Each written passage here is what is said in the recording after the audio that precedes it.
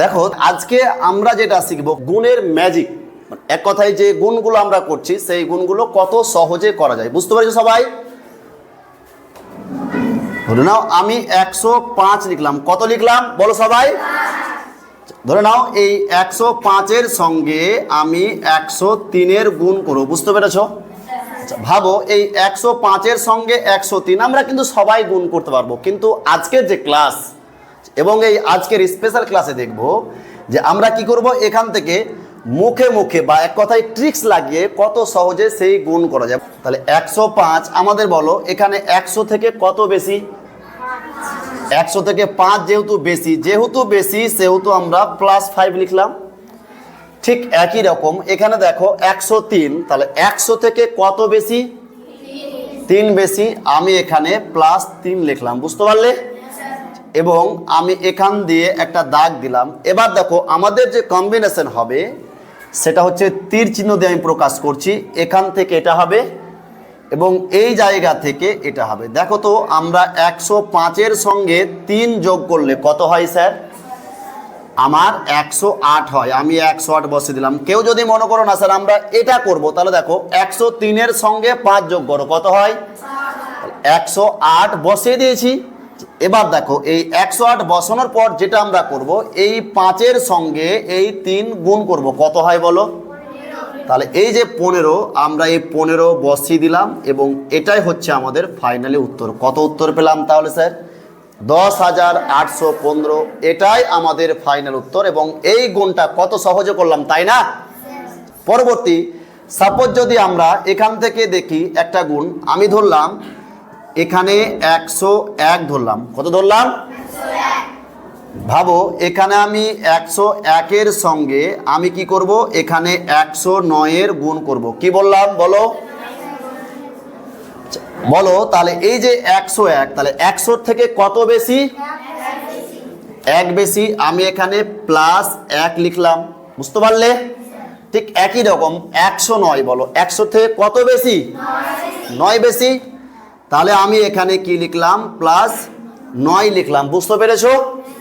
ঠিক একই রকম আমরা ওই আগের মতোই কম্বিনেশনে যাব। তাহলে এখান থেকে যদি এখানে আসি 101-এর সঙ্গে 9 যোগ করলে কত হয় বলো? 110।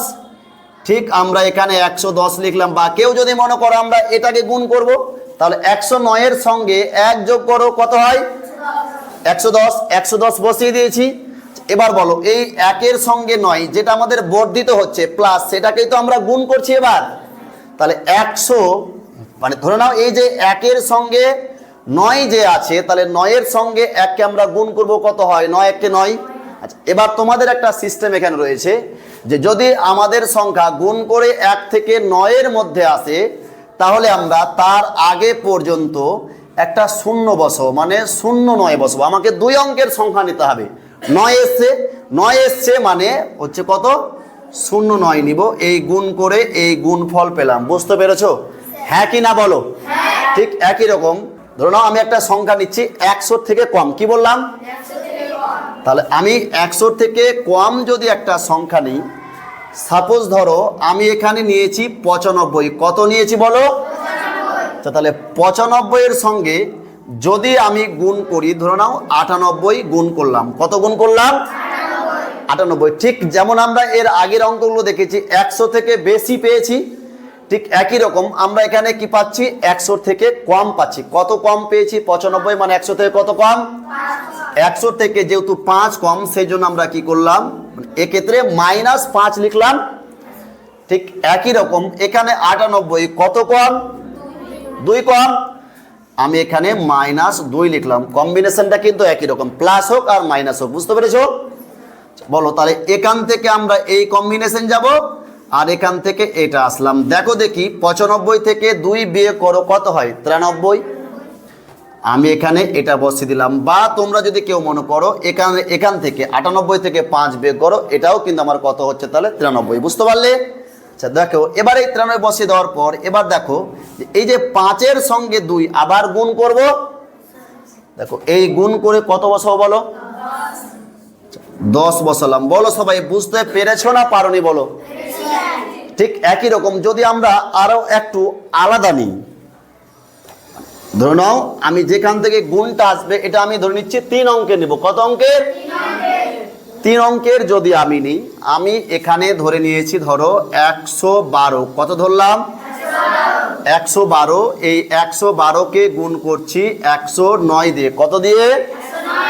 109 দিয়ে। বলো 112 100 অপেক্ষা কত বেশি?